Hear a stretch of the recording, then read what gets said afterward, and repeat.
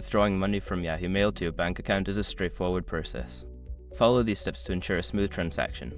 Step 1. Sign into Yahoo Mail. Open your web browser and go to the Yahoo Mail website.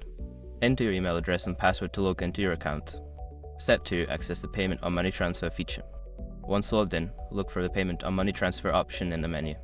This may be labeled as Payments, Money, or similar depending on the interface updates. Step 3. Select the Withdraw option.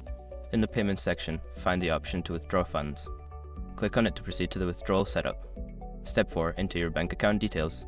You will need to provide your bank account information, including the account number and routing number. Ensure that the information is accurate to avoid any issues with the transfer.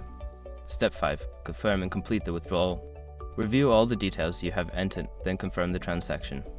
You may receive a confirmation email once the withdrawal is processed, which can take a few business days. By following these steps, you can successfully withdraw money from your Yahoo Mail account to your bank account. Always double-check your information to ensure a hassle-free experience.